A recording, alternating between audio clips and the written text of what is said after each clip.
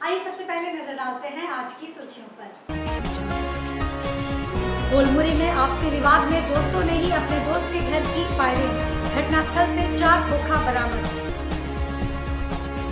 Burma mines के एक दुकान में काम के दौरान वेल्डिंग सिलेंडर में हुआ अचानक विस्फोट, काम कर रहा मजदूर गंभीर रूप से घायल।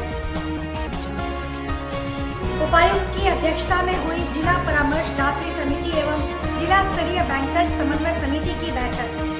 खबरें अब विस्तार से। कोलमुरी थाना क्षेत्र में मामूली विवाद में गोली चली। आपसी झगड़े को लेकर दोस्तों ने ही घर के बाहर ताबड़तोड़ फायरिंग की। हालांकि इस घटना में किसी को गोली नहीं लगी है। पुलिस ने मौके पर पहुंचकर 4 खोखा बरामद किया है। पीड़ित किरण कौर ने बताया कि उनके भाई और उनके दोस्तों के साथ किसी बात पर गुरुवार की सुबह झगड़ा हुआ था।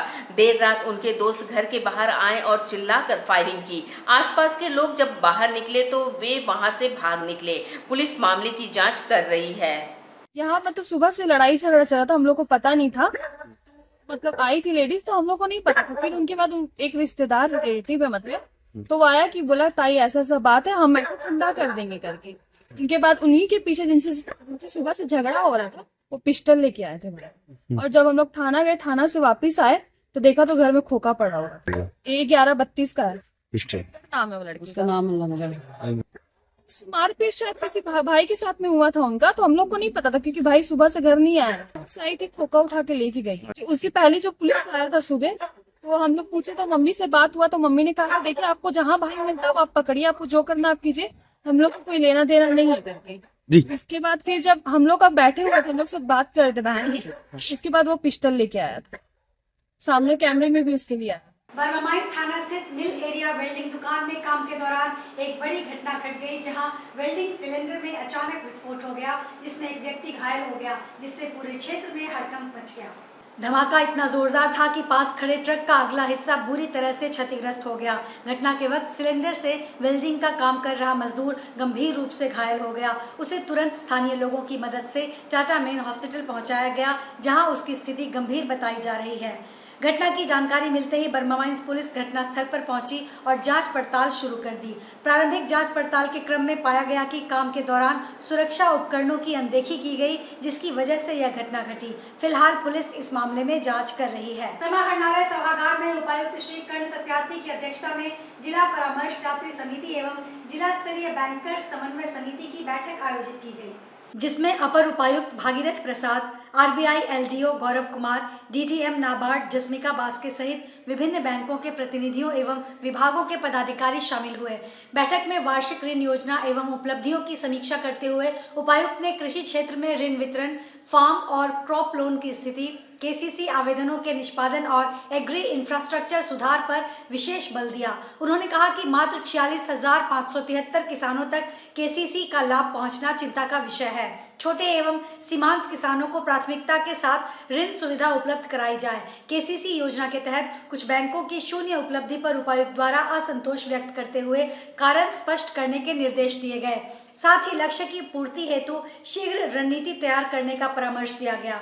वार्षिक ऋण योजना के अन्य क्षेत्रों में प्रगति एवं बाधाओं की भी समीक्षा की गई। उपायुक्त ने एचडीएफसी, बंधन, आईसीआईसीआई और इंडिया बैंक जैसे कुछ बैंकों द्वारा सरकारी योजनाओं में रुचि न दिखाने पर अप्रसन्नता व्यक्त की।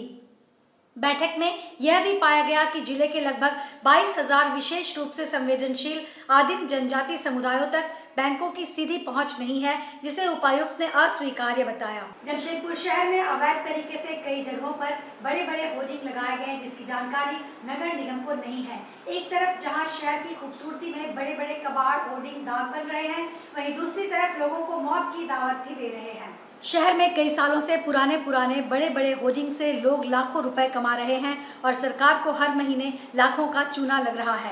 हालांकि जमशेदपुर नगर निगम अब इस पर पूरी तरह से एक्शन में दिख रहा है। 50 से अधिक बड़े होर्डिंग को हटाया गया, वहीं कई ऐसे बड़े होर्डिंग हैं जो बड़े बड़े थाने में लगाए गए हैं, साथ ही साथ सरकारी कार्यालय में लगा दिए गए हैं, जिसकी जानकारी नगर निगम तक को नहीं है।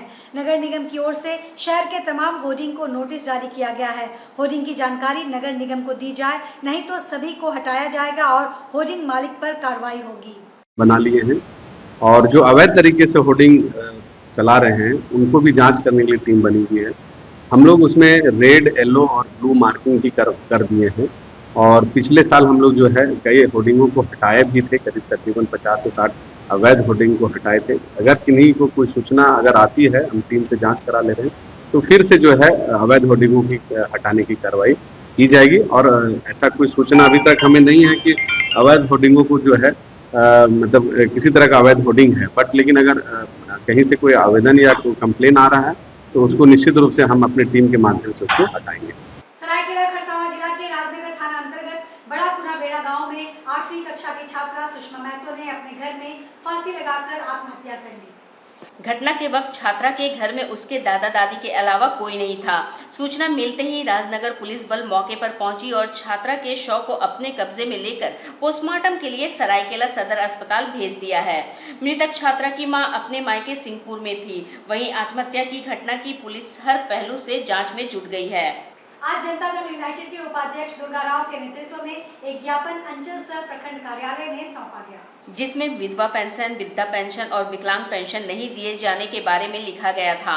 दुर्गा राव ने बताया कि मैया योजना तो चल रही है, लेकिन इधर वृद्धा पेंशन, विधवा पेंशन और विकलांग पेंशन लोगों को नहीं मिल रहा है, जिससे बहुत बड़ी समस्या उत्पन्न हो गई है।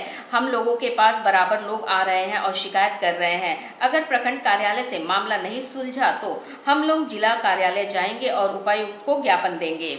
हमारे बर्मा में क्षेत्र में बहुत सारा आश्रम है और बहुत लोग जो गरीब लोग हैं महिला योजना का फॉर्म भरे थे। बहुत सारे लोगों का शिकायत आ रहा है हम लोग का कार्यालय में, जो माननीय विधायक जी के दरिया हम लोग फॉर्म वितरण किए थे। वो सब महिलाएं, बहुत सारे महिलाएं आ रही है, बोल रही है कि मैया योजना भैया पैसा हम लोग को आने का। शुरू में किसी को भी एक किस्त मिला, उसके बाद आना बंद हो गया। आज 7 महीना 8 महीना हो गया, बहुत लोगों को नहीं मिल रहा है। अब बहुत सा ऐसा लोग हैं जो फार्म भरे हैं लेकिन उन लोगों को कुछ आ ही नहीं रहा। कभी सीओ ऑफिस का चक्कर लगाते हैं तो कभी डीसी ऑफिस का चक्कर लगाते हैं। उन सब महिलाएं जो थक चुकी है हम लोग का कार्यालय में आए हैं। आज हम लोग आए हैं तो उसके बाद हम लोग अनुसंधान किए और माननीय विधायक सरयू राय जी जो पश्चिम के विधायक है जनता दल यूनाइटेड के, उनके द्वारा बहुत सारा जो फॉर्म हम लोग वितरण किए थे। और मान सम्मान की बात है, एक महिला लोग मैया सबकी मान सम्मान की बात है। हम लोगों को लगा कि सीओ साहब के पास हम लोग आए और इस चीज़ को हम लोग जानकारी ले, क्यों इन लोगों का पैसा रुका हुआ है, किस लिए रुका हुआ है, क्यों नहीं सरकार इस पे ध्यान दे रही है। जब लाभ मिल रहा है तो सभी लोगों को लाभ मिलना चाहिए। तो इसी मुद्दे को लेके अब हम लोग आए हैं। टाटा मोटर्स वर्कर्स यूनियन की एक बैठक यूनियन कार्यालय में आयोजित की गई। बैठक का संचालन प्रकाश विश्वकर्मा ने किया। बैठक में विषय प्रवेश महामंत्री आर.के. सिंह ने कराया, जिसमें बाबाधाम यात्रा की तैयारियों को लेकर चर्चा की गई। साथ ही यात्रा को सुगम, सुलभ और सुव्यवस्थित बनाने के लिए सबों से सुझाव आमंत्रित किए गए। बैठक में तय हुआ कि आगामी 13 जुलाई को यूनियन का जत्था बाबा नगरी के लिए सुबह 7 बजे तेलको लेबर ब्यूरो स्थित यूनियन कार्यालय से प्रस्थान करेगा। वहीं बाबाधाम से वापसी के पश्चात यूनियन परिषद में आगामी 28 जुलाई को भव्य रुद्राभिषेक कार्यक्रम का आयोजन होगा।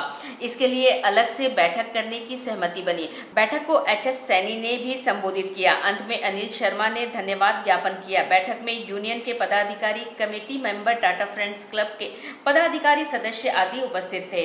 यूनियन के कमेटी मेंबर अली राजा को राष्ट्रीय कांग्रेस पार्टी के विष्णुपुर मंडल के दोबारा अध्यक्ष मनोनीत किए जाने पर टाटा मोटर्स वर्कर्स यूनियन के महामंत्री आर.के. सिंह के हाथों शॉल भेंटकर सम्मानित किया गया। बाबा वैद्यनाथ सेवा संघ द्वारा प्रतिवर्ष की भांति इस वर्ष भी जमशेदपुर से बाबा धाम 1000 तीर्थयात्रियों को ले जाया जा रहा है। यह सेवा निःशुल्क है। जमशेदपुर वासियों का पहले आओ पहले पाओ के आधार पर रजिस्ट्रेशन कराया जा रहा है। 18 वर्ष से लेकर 60 वर्ष की आयु तक के व्यक्तियों को यह संघ अपने खर्चे पर बाबा धाम ले जाएगा और ले आएगा। उसके रहने खाने सभी की व्यवस्था बाबा वैद्यनाथ सेवा संघ कर रही है। संघ के संयोजक विकास सिंह ने बताया कि लोगों तक जानकारी पहुंचाने के लिए फोन नंबर पोस्टर में दिए गए हैं और आज कदमा रंकड़ी मंदिर में इस पोस्टर का लोकार्पण किया गया है। जो भी व्यक्ति बाबा धाम जाना चाहते हैं वह इस फोन पर संपर्क कर अपना रजिस्ट्रेशन करा सकते हैं। सावन का पावन माह 11 जुलाई से आरंभ हो रहा है। बाबा वैद्यनाथ सेवा संघ की ओर से प्रत्येक वर्ष की तरह इस वर्ष भी 1000 शिव भक्तों का जत्था 25 जुलाई दिन शुक्रवार को जमशेदपुर से सुल्तानगंज के लिए रवाना होगा। उसके नियमित लोगों का पंजीयन हो रहा है। लोगों को यात्रा की जानकारी अधिक से अधिक मिले। जो लोग पंजीयन कर रहे हैं, संजय जी है, अरविंद जी है, आशुतोष भैया है, जो लोग पंजीयन कर रहे हैं उनकी नंबर और क्या व्यवस्था हमारे द्वारा किया जा रहा है वो उपलब्ध कराने के लिए आम लोगों को एक हमने पोस्टर बनाया है। उस पोस्टर का विमोचन हम माता रंगनी के मंदिर के प्रांगण में करने आए हैं। काशीडी हाई स्कूल के प्राइमरी विंग में वन महोत्सव हर्षोल्लास के साथ मनाया गया। यह कार्यक्रम बच्चों में प्रकृति के प्रति प्रेम, जागरूकता और जिम्मेदारी की भावना को विकसित करने के उद्देश्य से आयोजित किया गया था। कार्यक्रम का शुभारंभ कक्षा 1 और 2 के विद्यार्थियों के अभिभावकों द्वारा पौधारोपण के साथ किया गया। विद्यालय परिषद में विभिन्न प्रजातियों के पौधे जैसे आम, अमरूद, अशोक, तुलसी और नीम लगाए गए।